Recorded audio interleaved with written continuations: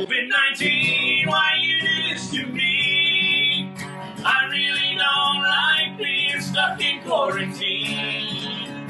I have no toilet paper, I don't even have a snack. Hey, coronavirus, I want my life back. Good evening, fellow isolators, and a beautiful, beautiful evening here in Toronto. My name is Kevin Frankish, the host who does not wear socks, and sometimes not pants, but that's okay. Hope everybody had a great day and is isolating well and social distancing well. Got a great show for you today because we were talking yesterday about nutrition and fitness and trying to lose that isolation weight. But my guest today wants you to not forget about the healthy image of yourself, the healthy body image. This promises to be a fascinating conversation. But first, I want to get to the major news of today, and that is the major good news of today. Because of your social distancing, because of your isolation and the work you're doing, and in a lot of cases, the fact that you have had to close your business or have been laid off, but it's working. The Premier at Queen's Park announcing this morning that a number of other businesses are about to reopen. Let's take a listen to what he had to say. That as of Friday, May the 8th, at 12:01 a.m., garden centers and nurseries will be allowed to open. Furthermore, as of Saturday, May the 9th, at 12:01 a.m., hardware stores, safety supply stores will be allowed to reopen. This means people will be able to shop in stores as long as these businesses follow strict public health measures to protect staff and customers. For non-essential retail businesses, we also have some good news today. As of Monday, May the 11th at 12:01 a.m., retail stores with a street entrance will be allowed to provide curbside pickup. They will have to respect public health measures and the same workplace safety guidelines as well. Some more good news. So that's cautious, optimistic good news. And this is where we still need to be very vigilant. It means we have to still try and distance as much as we can. It'll be good to have the garden centers open. I know that they opened up, but only for curbside service, but it'll be good for you to be able to actually go in, make some choices, especially with Mother's Day coming up this weekend.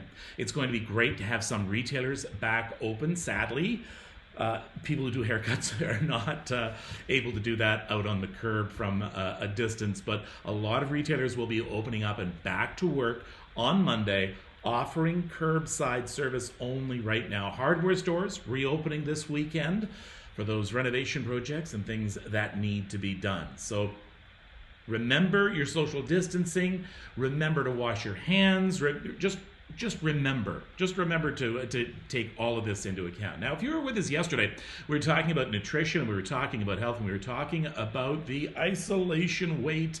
I know I put on some weight as well. My guest, though, promises to not only help you with this and help you eat more healthy, but to do it with respect for yourself. I'd like to welcome Rachel Melendez. She's an intuitive eating and body image coach. Says she's on a mission to help women obsess less with food and their body and make both a less stressful experience. Good evening, Melinda. Thank you, Rachel. Thank you for joining. Hello, thank you for having me. We can go by Melinda, we can go by Rachel and Melinda, whatever works. You know what? People call me Frank all the time, so I feel your pain. So I will try and remember. Rachel, what you do is fascinating, and you have literally helped thousands of people, haven't you? I have, yeah. I'm really grateful to do the work that I do. Tell me a little bit about that. Now, I was reading some of your bio. Non-restrictive approach to food. So you're helping to put an end to emotional eating, binge eating, and disordered eating. What is that? Yeah, so I'll just backtrack of why I started doing this. So I'm trained as a nutritionist, and I just found when I started practicing that the reason why people weren't reaching their health goals wasn't because there was like a shortage of nutrition information out there. If anything, there's like too much that we're like, what do I even do anymore? Like, what do I listen to? Should I be keto? Should I intermittent fast? I don't know. and there was a lot of confusion. And I noticed there was a pattern of emotional eating and just disordered eating in general, which is a lot of like chronic dieting and kind of feeling at war with food in our body. So that inspired me to make the switch. It was also part of my story. I had an eating disorder and disordered eating for much of my life. And so I felt like this is the work that we have to do. We need to heal our relationship with food first before we even consider health and nutrition. Not to say that that's not important. It totally is. But we need to start with this because where we're at right now, again, like we have all this information available to us and it's not working. People always feel stuck. They're always in pursuit of the next best thing.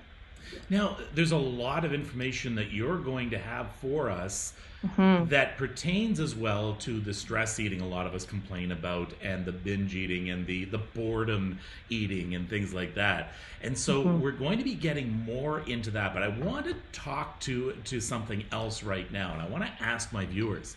I want to see it, and please respond on the message board right away. Would you post a nude picture of yourself online? Now, I'm not talking about something raunchy or anything. I'm talking about a tasteful nude picture that shows your body online. I would not. I'm ashamed of my body. And I'm willing to admit that, Rachel. And that's a common problem. And the reason I'm going to go right to this. This is a picture you posted. When did you post this picture? Posted that a week ago. I think I know the one you're talking about. Yes. I have a few nudes up now. It's a thing.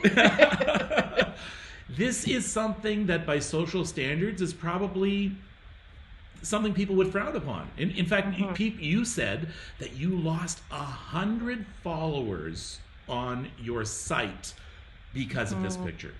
Yeah, every time I post one of these photos, I tend to lose a lot of followers, and my parents don't love it. They're like, "What are you doing? Like, is this part of your brand now?" And actually, the reason why I posted my first nude was because actually I have it right here next to me. An artist reached out to me at the very beginning of the pandemic, just saying like, "Hey, like I'm an artist. I make this art. I thrive off of selling my pieces at markets, and I can't do that. Do you want to collaborate? I'll do a piece of you. I need like a nude or whatever." So I'm like, yeah, sure. So I like stripped down. Next thing I know, I was like taking nudes, and she made this beautiful piece for me. I don't know if you can see it too well. There's a reflection. But so it's made of dried forage flowers, and it's just stunning. Like I look at that and I'm like, that's my body, and like I see curves and I see like so much depth to it, and I don't see a body that I hate anymore. I'm like, that body has lived a lot of life. Like that's amazing. Okay, one thing I do want to do is I want all of my listeners and anybody who follows me on social media, I want you to follow Rachel. We need to make up for those 100 followers. Oh, just thank you. So go to Instagram at Rachel M. Melenda, and we're going to keep repeating that. Rachel, don't forget the M. Melenda. I want you to follow her. I've added you now to my list. I now follow you. So Rachel M. Melenda, I want people to follow you, and let's make up for that, because this, when we're talking about isolation, this is almost, there is somewhat of a link to our body image and stress eating, binge eating, boredom eating, things like that. Tell me about that link. Yeah, it's an interesting time. I know a lot of people were like kind of panicking when the pandemic hit because, I mean, well, for a number of reasons. And I mean, even as a business owner too. And then I kind of thought like, oh man, like this is kind of my time to like really step it up. People are at home, confined to their homes, having to work for the first time. They're next to their kitchens all day. They're stressed. Like, and then, like, remember the beginning when we're all like we didn't know what was happening. Like it's so stressful. And again, emotional eating, it's a coping mechanism. And a lot of people don't know that. They just think it's something that they do that makes them feel out of control. But it's a coping mechanism. It's the most socially acceptable way we've been taught to cope with uncomfortable situations or emotions from a young age. So naturally, we're going to turn to food. It's the fastest acting way to get that like little dopamine hit. But there's a lot that's happening in the way. Just before you go a little bit too much further, because I want to examine that. Yeah. I want to examine that. So when I'm sitting on the couch and watching TV, and then a commercial comes on, I'm like, I'm gonna go get something to eat, and I know I don't want to. I know I don't need to. I'm still full from supper. What am I coping with?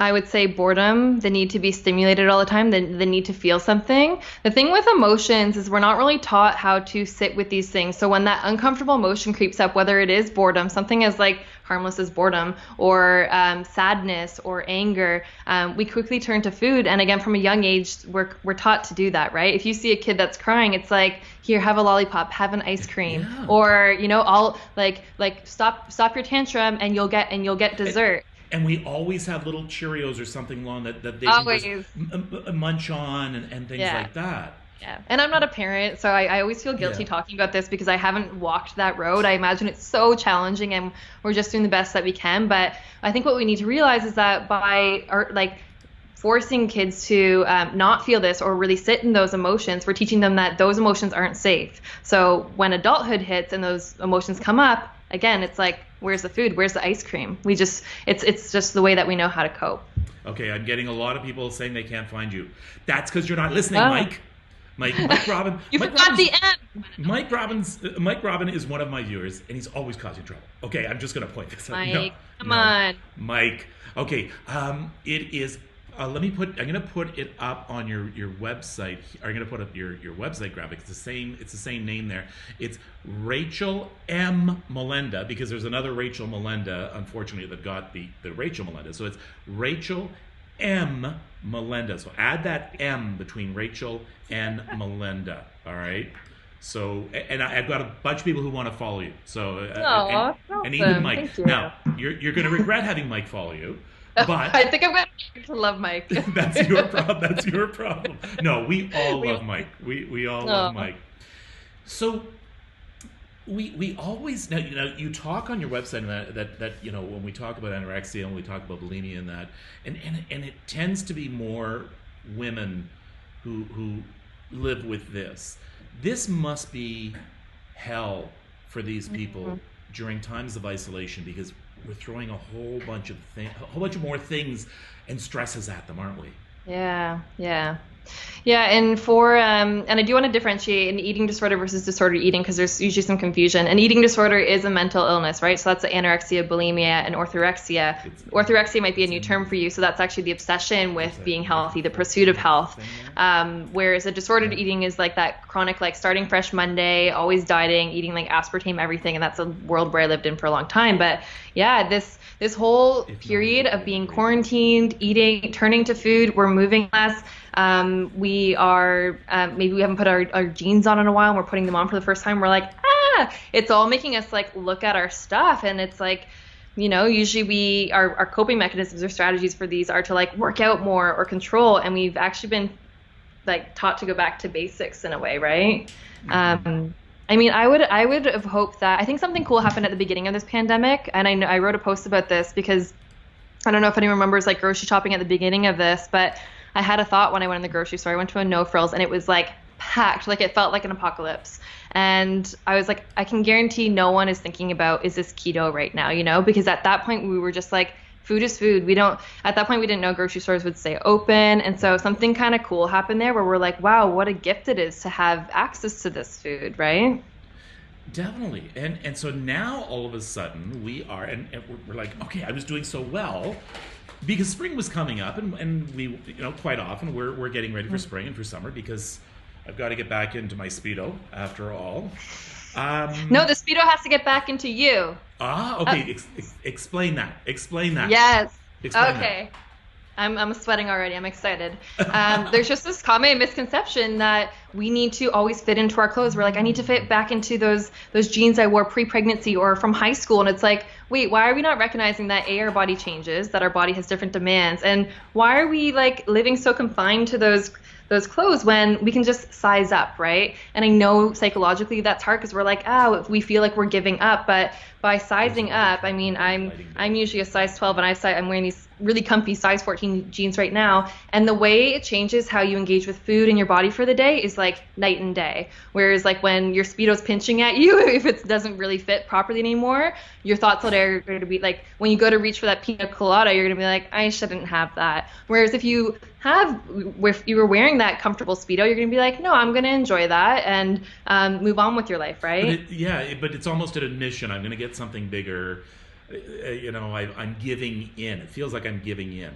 Yeah, we think that. But what actually happens when we wear those too tight of clothes is it fuels a lot of negative behavior. So we start restricting our food, we start over exercising. And I feel bad about myself when Hmm. it's tight. But whenever you have something that fits nicely, Yeah, you feel better. you So feel better. it makes sense. So once again, folks, here we go. You're not trying to get into your Speedo. You don't want me in a Speedo, and there's a number of reasons that it just Yes, is. we do. Oh, Get we in do. the speedo. We You know, want to maybe. see your Okay, speedo nude. maybe. Okay, maybe one day if we could raise money for something, I would be most definitely willing to Consider consider yourself challenged. it. But so let's not try and make. Let's not try and fit into that shirt or fit into those pants. They need to fit us. And I think that is a great place to start. Now, I want to get to some suggestions you have here for managing emotional eating. The very first one, and it's funny how this comes up not only in emotional eating, but it comes up when we're talking about cognitive behavior, with meditating. Be compassionate with yourself. It's so funny how eating and our mental health and even our physical health, where we're trying to do a fitness routine and we get mad at ourselves. Be compassionate with yourself.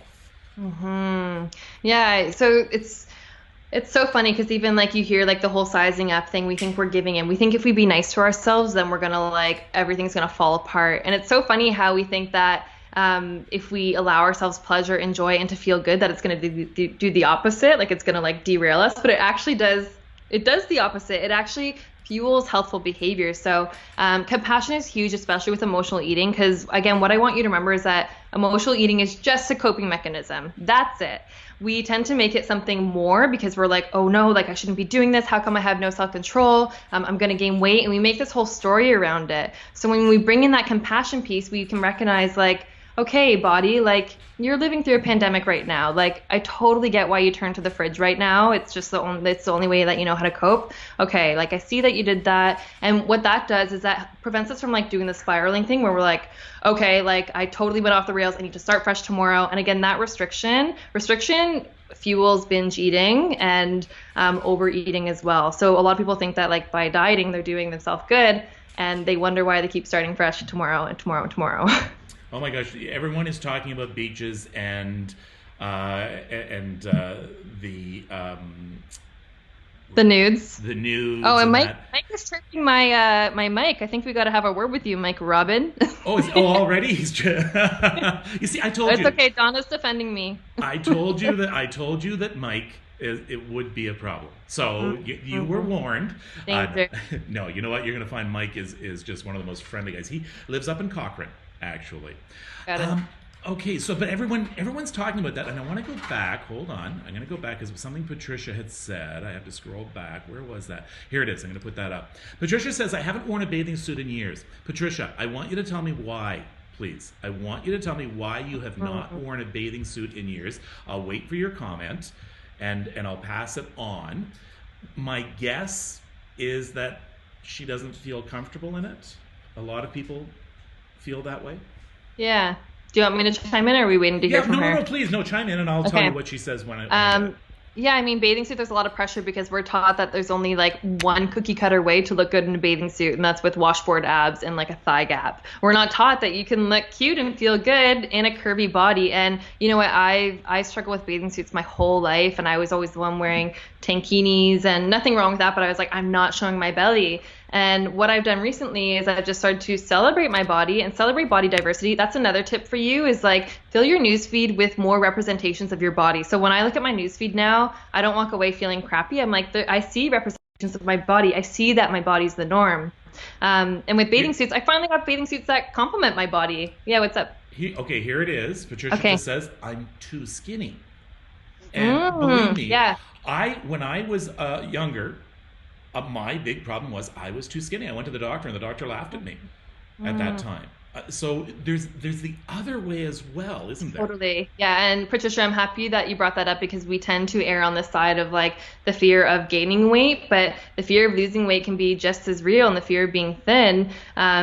And it's because like either way, whenever we're on the extreme, we get that commentary, right? And we get those comments because maybe we get accused of having an eating disorder. So again, this is why society and diet culture is so corrupt, because it's really only allowing you to look one certain way. It's not acknowledging that body diversity exists, that we all have different genetic blueprints. But back to bathing suits, like whether you are in a bigger body, in a smaller body, in a medium-sized body, like go and explore different bathing suits that complement your body and suit your body. Like I find that high-waisted bottoms feel really good for me. Knixwear is a brand that I love, Knix.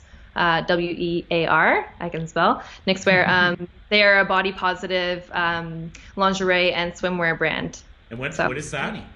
Knixwear? Yeah. When I'm going to put that up. What is it? KNIX. Medium-sized body. Yeah. Like WEAR is a brand that I love. KNIX. WEAR. I can spell. Knixwear. They are a body positive lingerie and swimwear brand. And what is that? And I don't mind giving them a plug. Knixwear? I think that's something else I younger are looking for, right? Totally. They're looking for that. So I got knits. Okay, hold on. I've got to. Why is this not? Hold on. Next. Let me. Oh yeah, we needed an X there. Yeah, hold on. I gotta. Where's that graphic? Hold on. I do. Okay, Parker, you gotta get back. Parker's been busy doing something else. You gotta get back to work. I spelled. Parker, get here. I spelled Nick. Can you get rid of that knitwear? It's supposed to be Knix. KNIX. All right, Carol Jones likes Knixwear. That's awesome. Yeah, that's great. You know, I just put Rachel. You put it up. Okay, put Rachel's comment up there on the left. That way she can spell it right. See the one on the left there, Rachel. Right. Oh, it's doing that. Okay, hold on. Okay, we finally got it. Now, if I can get rid of this, if I can get rid of that graphic, I'm not sure how that is on there. You figure it out. I'm leaving that to Parker. That's a Parker problem. Okay, and just before you, where is that? There it is. Okay, we got rid of it. Let's go to list number 2 there, Parker. So we were talking before about managing your emotional eating, being compassionate with yourself. Now, this is so important. Decipher between physical and emotional hunger. What is the difference? What are those? Yeah, so this can be a really helpful tool to differentiate between the two. So let's first break them down. So physical hunger, that's like a biological cue from our body, usually is built gradually unless we aren't really tuning into our hunger cues, and it just kind of comes up. Whereas emotional hunger is a false sensation of hunger. It's usually very sudden and urgent because, again, what's happening is, say, an uncomfortable emotion is settling in, and we're like, again, we go to that, what we know best is like, I need food right away. So there's certain ways that we can go about differentiating between the two. I threw out the scales years ago, and I recommend you do the same if you haven't, but I use a hunger scale from 0 to 10. To figure out where you are on the hunger scale of how hungry you are. So 10 being like you just went to Mandarin and you were like so excited and you just overdid it and you're like feeling sick to your stomach. 0 being like you are so hungry you could eat anything in sight. You're running on empty. So 0 is empty. Yeah, so you want to aim to eat when you're around like a 3 or a 4. We're feeling that warming sensation in the belly, just feeling that hunger come on, and maybe stop around like a 7 or 8 or 80% full. Or if you hate numbers altogether, just ask yourself, like, would I eat an apple right now? And if you really like apples, replace that with something that you find a bit less exciting, like, would I eat baby carrots right now? And if you wouldn't, then maybe you aren't really hungry, because physical hunger doesn't discriminate. Like if you are, I always remember this from like school, I would always pack like baby carrots and I would never eat them. But you bet if I was really hungry one day, you bet I would eat those baby carrots. That's a really good barometer. Right? And I think that's something parents have always said to their kids. I'm starving. Okay, do you want an apple? Yeah. No? Well, then you're not hungry. Right. So, yeah. Exactly. Interesting. Okay, that's really interesting. Let's go to the third. Let's go to the third point here on this list, and that is emotionally hungry. Figure out why. So if it is indeed emotional hunger, why? And again, let's define emotional hunger. Yeah, so emotional hunger, again, is that false sensation of hunger that's actually, we're thinking that we're hungry because we, obviously we want to turn to food, but we're not turning to food to satisfy physical hunger, to fill our belly. We're actually turning to food to satisfy a need, an unmet need. So that's another reason why we turn to food. We either turn to food because we're experiencing an uncomfortable emotion that we don't know how to sit with or cope with, or we have an unfulfilled need that isn't being met or satisfied. So needs being like, Maybe you're not having enough fun in your life. Maybe you're not having enough socialization. Again, a lot of us are going through that right now, unless you have Zoom dates like every single night. Maybe you aren't feeling very satisfied or challenged in the job that you're in. So if there's any area of your life where you're feeling unsatisfied or unfulfilled, you're going to turn to a food, the most socially acceptable way to cope, to fill those gaps. So that can be a good opportunity to check in and say, okay, like I tell my clients to ask themselves this, like, if I'm not physically hungry, what other need might I be trying to fill? Okay. Before we get to the fourth point, let's go to your dance party and tell people about that. Hold on. Watch this. What? Let's go!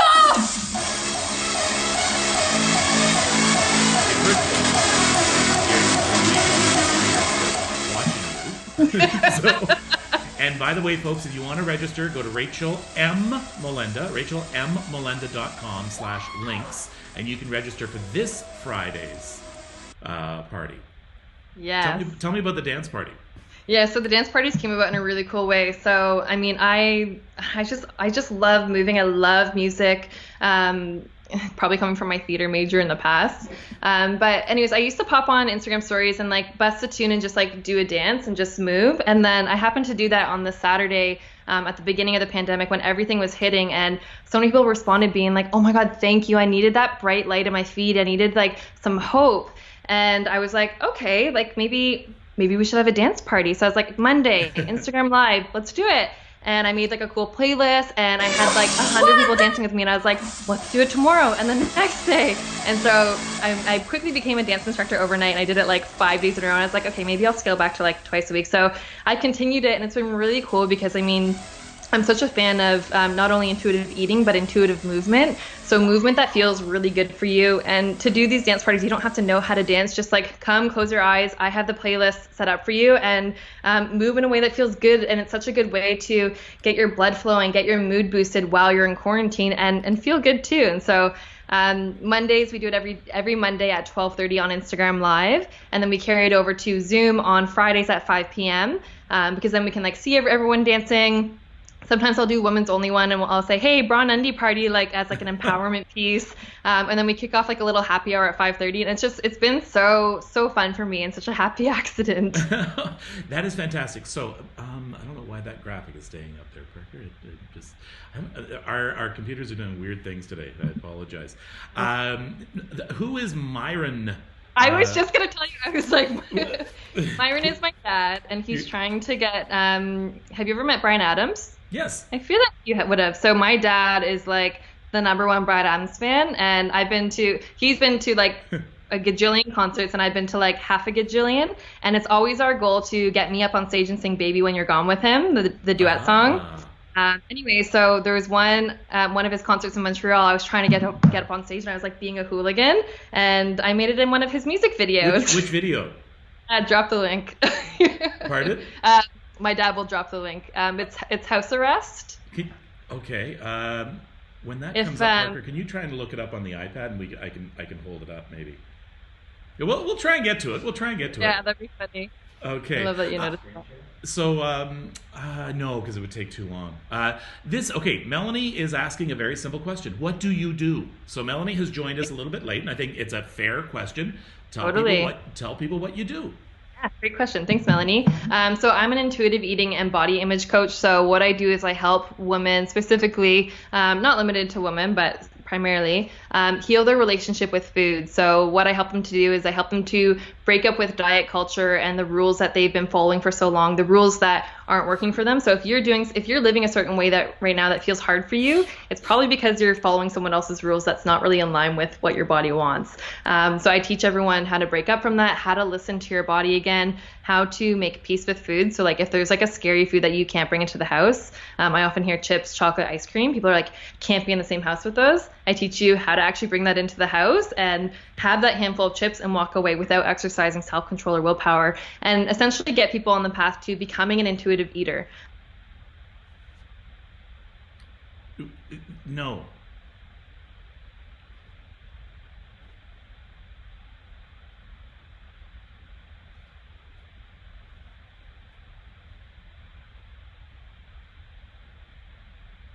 to think about anything. So essentially, I guide people to get back to that point because that's really the most effortless and enjoyable way to live. And I mean, food is meant to be enjoyed. I mean, it breaks my heart when I get, say, a 50-year-old client come to me and they're like, I just realized I've been dieting my whole life.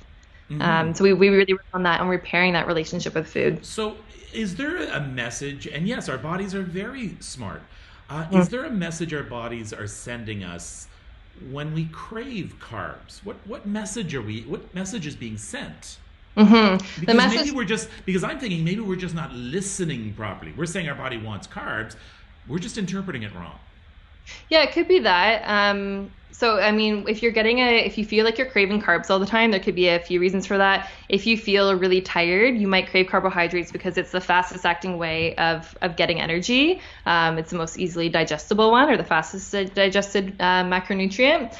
You might also be looking for like a bit of a dopamine, like feel good hit, because carbohydrates give us that. So, and carbohydrates aren't bad. Like if you're craving carbs, I say like have carbs. Tonight, I was like, I really just want a sandwich, and I had a sandwich, and I was like, oh my God, that was so satisfying. And the thing is, again, when we allow ourselves to have these foods, when we honor our cravings, if you like want that ice cream, have the ice cream and move on with your life, right? As opposed to being like, shouldn't have the ice cream, maybe I'll have the banana ice cream. Okay, that didn't satisfy it, so I'll have a cacao nib, and then you like eat your whole kitchen, and you're like, I may as well have had the ice cream. So have a good relationship with food. Yes. Yeah. Yes. Okay. All right. Let's get to number 4 on this list right now on managing emotional eating. Explore ways to meet your needs. So I guess this goes with, okay, if you are emotionally hungry and you're trying to figure out why, so you're exploring ways to meet your needs. What are some ways you can explore? What needs do you have? So this is a great question. And you caught me at a good time because I'm actually filming, I'm producing an emotional eating course. So anyone that follows me, you'll be hearing about it soon, but I've been filming all day. So this has been in my mind. But I don't know if you remember Maslow's hierarchy of needs. We all learned it at like some point of like, say, a psychology course or that sort of thing. But it really highlights our basic needs. So physiological needs at the very bottom being like food, shelter, water, oxygen. The next one is safety. So having sort of financial security, shelter. The next one, love and belonging. So having acceptance, having healthy relationships with friends, family, and loved ones, self-esteem, and self-actualization. So it's a good it's a good idea to look at that. It's kind of hard to share here, but it's a good idea to look at that, become aware of your needs, and then without even overthinking it, just like look at that, and you probably know which need isn't being met, and then from there you can break it down and say, okay, how can I go about meeting those needs? So what I'm hearing from a lot of people right now is that every day kind of feels like the same, and they're bored, and everything kind of feels like blah, right? And I'm like, you need to have some fun, you know? We're like tied to our computers right now too, because we're working and we're using it to socialize. So how can you explore more ways to have fun? How can you weave in some socialization? So I am thinking now of my own experience, and that is when I get busy with something. I'm the opposite. I don't eat. Like I will have something in the breakfast, and then I can go right until bedtime and not eat if I'm really entrenched in something. So it really does go to show that your mind is saying, okay, let's not even worry about eating right now.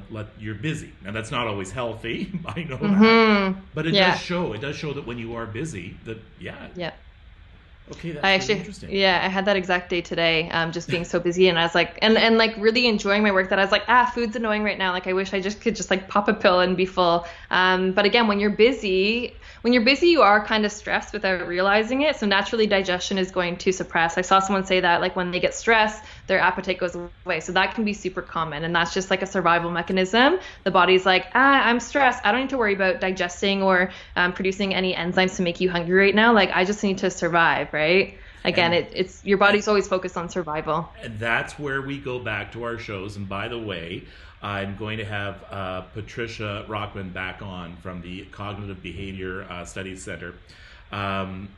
So that's going to be in a couple of days. This is what we hear. We hear over and over about cognitive behavior, meditation, proper diet, working out, going for walks. Everything keeps coming back to being in the moment and being emotionally secure and meeting your needs. and dealing with that stress and that anxiety at its very base level. Yeah, it's all connected. I want to remind people, and if you are just joining us, I want you to follow.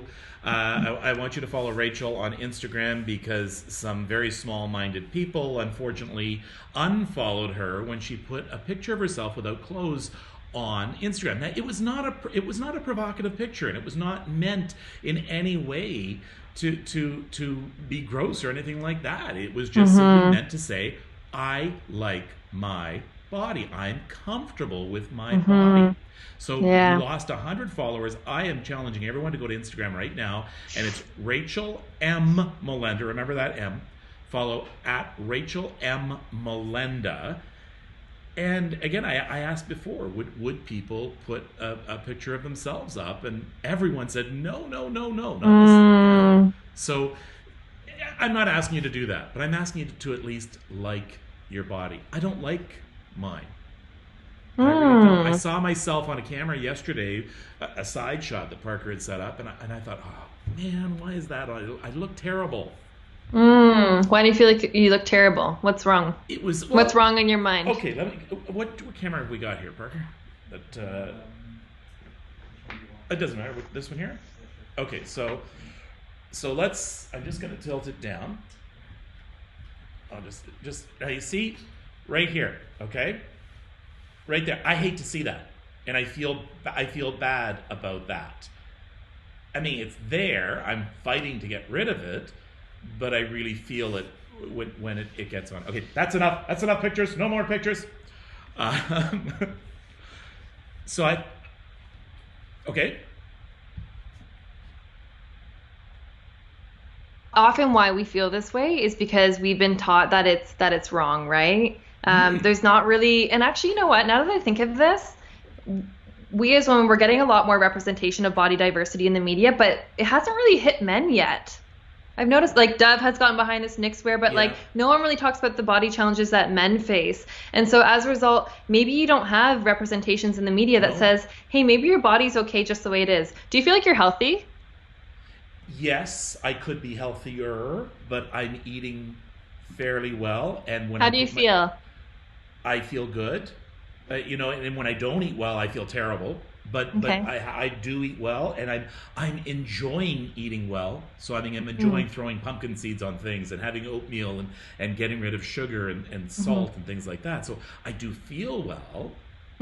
What's your point? Where are you going? My point is that often, like, the words you just said here were like, I could be healthier. And often that's coming from like I should. Whenever we use the word should, it's usually coming from an external source. But I just asked you, hey, do you feel good? Like, do you feel healthy? You're like, yeah, I do. And like, do you feel like energized? Yeah, I do. So what are we trying to change at the end of the day, right? And often what happens with weight is we say, a lot of clients will come to me and they'll be like, oh, I just want to, actually, when clients come to me, they don't really say this because they know my shtick now, but I often hear from people, oh, I just want to be this weight. I just want to drop the 30 pounds. And often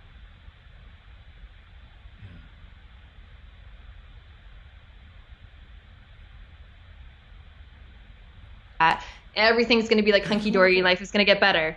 Yeah, it doesn't. It will be. The same issues are there. Don't listen to her, folks. She's wrong. Yes. Who is this guy? The buses will run on time, and the weather will be beautiful all the time if only I could get down another 20, 30 pounds. You see my point? I see your point. It's an excellent point. So we spend so much time not being happy and not liking ourselves and getting mad at ourselves. Yeah. Time afterwards that could be, we realize could have been spent on other pursuits. Yeah, right. And the thing is, like, hold on. Put up Linda's comment there at the bottom. Yeah, hold on. Sexy Kevin. Just want to put that up. Sexy Kevin. Work it, Kevin. It's got a dance party. Drop this guy a track. What was I going to say there? Yeah, often when I share this message and people often hear anti-weight loss. Oh, she must be pro-obesity. That's not what I'm saying. Although there is this book here, everyone should also get, Health at Every Size by Linda Bacon. This is scientifically backed that says health can exist at every single size. It doesn't just exist when you're with a certain BMI or under a certain weight. But what I'm trying to say, what do you think of the BMI? Like it's garbage. The BMI says I should be 160 pounds. There's no way I should be 160 pounds. The only time I fit with it, I was in the healthy range of my BMI was when I was anorexic. So that tells you that much. But yeah, often this message that comes out with body acceptance and body positivity is people think that we're like pro obesity and like encouraging weight gain. It's not that. What we're actually saying is like when you actually start treating your body with respect and listening to it, your body naturally works properly and will find its like happy weight, as opposed to us trying to control it. When you try to control it, your body doesn't like that. If you've ever dieted, if anyone listening has ever dieted, maybe you can reflect on this yourself, or maybe I can ask you, how long have you actually been able to keep the weight off? And did you end up gaining it back? More often than not, we hear that you do gain it back. Yeah, oh, definitely. I mean, when it comes off, it's a good feeling, but it's short-lived. Yes, it really is. Exactly. And there's always something that comes up, so, oh, you know what, I don't feel like having a salad right now. I am going to make those chicken nuggets. Totally, yeah. Okay, and you also brought up by the way, folks, we were talking with Rachel Melinda, and she is an intuitive eating and body image coach. Her website is Rachel M. Melinda, make sure you get that M in there, .com. Her Instagram is at Rachel M. Melinda, don't forget the M. She also has a dance party invite for you. She also has a free handbook that if you're interested in getting, you go to her website and it's on there, or you can just go to rachelmmelinda.com/links. Tell me about that book if people want it. Yeah, so it's called The Emotional Eating Secret Sauce. So again, a lot of people are struggling with emotional eating right now, and I'm working on a course. Again, if you follow me, you'll be hearing about it very soon. But I wanted to give people a resource in the meantime to support themselves. So in the handbook, The Emotional Eating Secret Sauce, I share 3 most common reasons why you might be emotional eating, what emotional eating really is, which I share with you. It's a coping mechanism, and what we can actually do to start managing it. So again, if you're struggling with emotional eating, whether it's boredom eating, stress eating, whether your first inclination is to eat when you feel heightened emotion, highly recommend picking up your copy. All right. And so once again, that's rachelmmelinda.com/links. You can also find your invite there to this Friday's dance party. Woo! Throw the dance party up there, Parker, if we could. And let's remind people. And you know what? It's nothing special, okay? And I don't mean that as a shot at all. So it's not like you guys get dressed up or anything. It's just you just bounce around and jump around. Yeah, it's super casual. I think the term is dance like no one's watching. Yes, I love that. Totally. Even though I see everyone's little Zoom screens, but like no one looks at each other when they dance, but we feel the energy. You'll feel it. And the thing is, I mean, if you're there and you're not happy with your body image, and there's someone else there who doesn't like their body image, and they realize, wait a minute, you're here. Well, I'm here too. So you're among friends. Yeah, you're among friends. No judgment zone. Show up as you are. Rick's asking, when is the dance party? Dance party is this Friday, May 8th at 5 p.m. All right, so Friday at 5 p.m., go to rachelmmelinda.com/links, and your invite is there. Just waiting for you. Okay, what else do you want to bring up? What else do a lot of people come at you with at times like this? So we're coming out of isolation. We've got spring coming up. So we're not only trying to get rid of the isolation weight or at least be happy with how we look, but we're stressed. We have anxiety. We just heard that some businesses are reopening on Monday. So what else would you like to bring up that people come to you all the time with? If there wasn't a pandemic right now, we would be hearing a lot of conversations around like get bikini body ready. A lot of conversations around that. So of course, being in quarantine and maybe having engaged in emotional eating and maybe be moving less, that's like a really scary thought right now. And again, I would just remind you, like, bring in that compassion, like meet yourself where you're at. You know what? Remind yourself that like we're living through a pandemic. The goal isn't to come out of this with like washboard abs. If you survived, you are one of the lucky ones. So just remind remind yourself of that and just be super compassionate. Do things each day to meet yourself where you're at. There's going to be days where you have like all the energy and you want to do all the things, and then days where you're like, ugh, I can't do anything right now, and just honor that. Like the body goes through a lot, and I mean, especially as women, like you might notice that like through your cycle, like when you have your period versus when you don't, your energy is going to either dip or spike. So just be mindful of that. Trust your body. It's so smart. Just before we go, you did bring up a very interesting thing, and maybe this is something that corporate Canada needs to wake up to, and that is that, yes, great ads like we see from Dove, where it's like, it doesn't matter what you look like, but you're right. Men face a very quiet shaming because it's there's no one there to for me to say it's okay how you look, Kevin. We do hear the message, thank goodness, more and more to young girls especially. It's okay how you look. But guys face that, but they face it quietly, and they face it with no words. So we see people who go on, who will send pictures of themselves without makeup on, without having their hair done. But we don't see guys doing that. Yeah, until I voiced that, I actually didn't really realize that that's an issue. There needs to be more representation in that way, because again, then your only representation of what healthy looks like, of what handsome looks like, is like washboard abs Ken. Is Ken still people look up to? I don't know. Didn't Ken and Barbie break up? I don't know. I thought I'd read something about that in the trades, but I could be wrong. So once again, I just put on the link. There's the direct link for the free book, the secret sauce. There's also the dance party link that was up there just a moment ago as well. This has been so interesting and so eye-opening, and I think it really does help in my journey dealing with depression. That if that's one less thing that you can not like yourself for, then that even helps with your emotional well-being as well. And when it comes right down to it, everything we do is for our emotional well-being.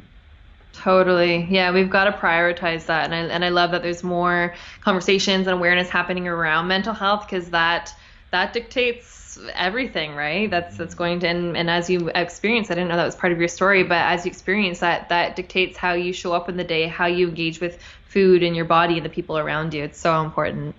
It's really bad that I'm saying this, but it was really brave of you to post, and you still do post some pictures of yourselves without clothes on. I hesitate to call them nudes, because we have this vision of what we can call them nudes, right? But I mean, great art is made up of nudes. Totally. And it was not meant to be provocative or anything. It was meant to really tell other people out there, you're not being an exhibitionist. You're saying it's okay. What you look like is who you are. So fantastic, and I hope you get 10 times more followers. Oh, thank you. No, your support's been awesome, and everyone listening, and thank you again for joining and for having me. It's been a total blast. Would you come back? I would love to come back. Would you have me? Yeah, oh, for sure. I think Mike wants me back. Mike put a comment, bring Mike. Rachel back. So I guess I'm in the fam. He's just bored with me. But thank you so much for this, and all the best. And we will have you back soon. And good luck with your isolation. Thank you, Kevin. Take care. All right. Thank you very much. Rachel Melendez, an intuitive eating and body image coach, who is joining me. Okay, let's chat a little bit about this, shall we? And I loved all your questions and your support that I saw going by the screen bit by bit there. So thank you very much for that. Thank you for making Rachel feel so welcome. And don't forget to follow her. So what do you think?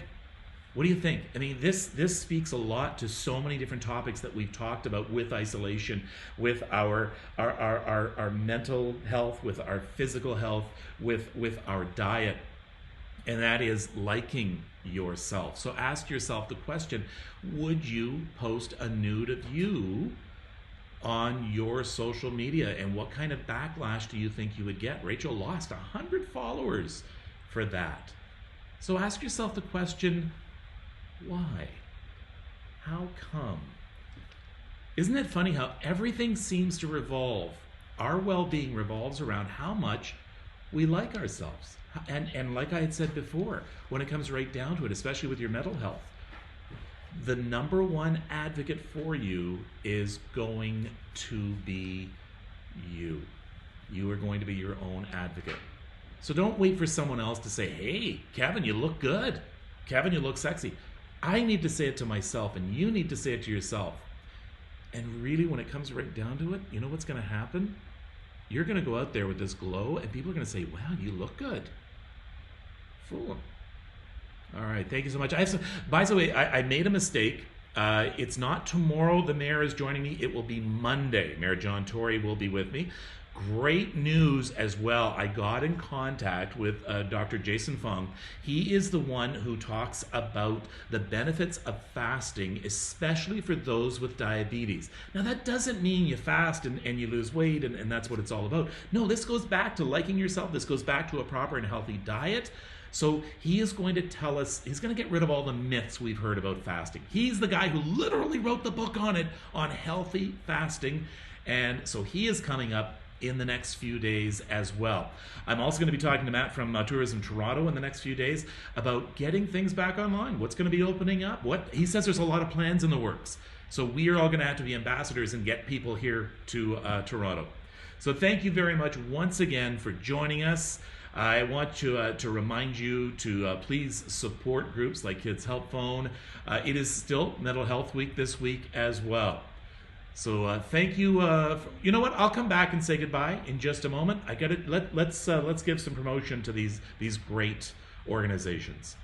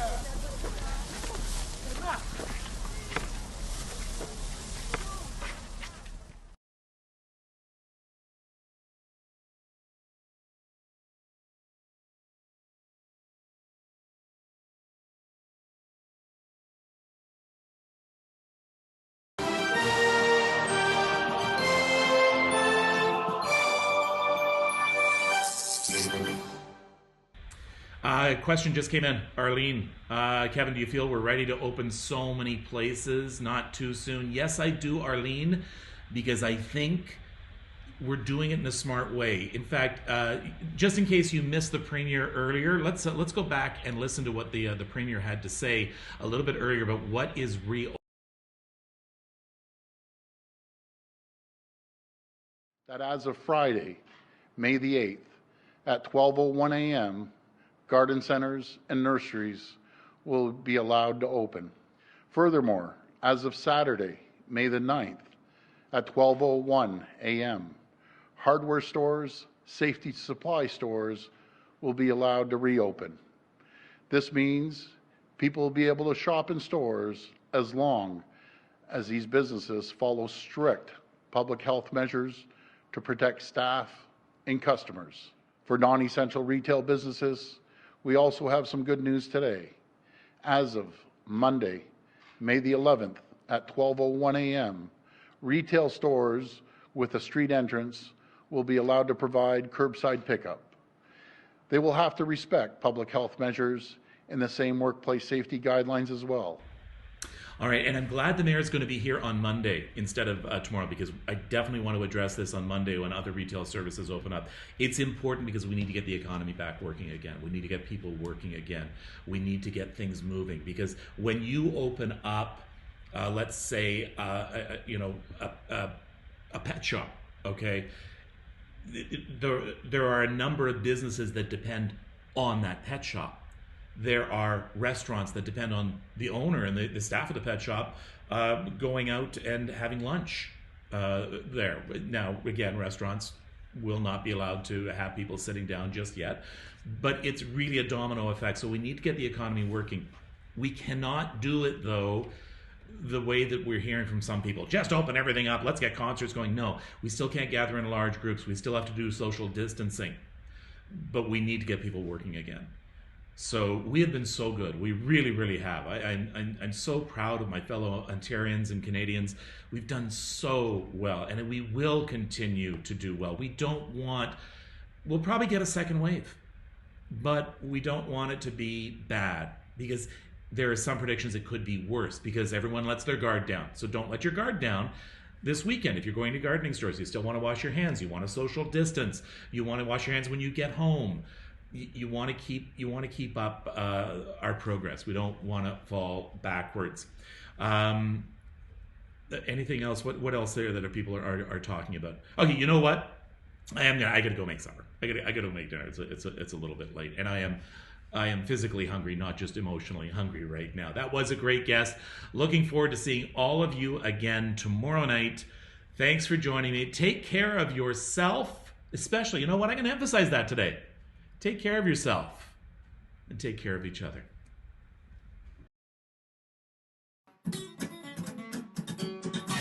COVID-19, why you do this to me? I really don't like being stuck in quarantine. I have no toilet paper, I don't even have a snack. Hey, coronavirus, I want my life back.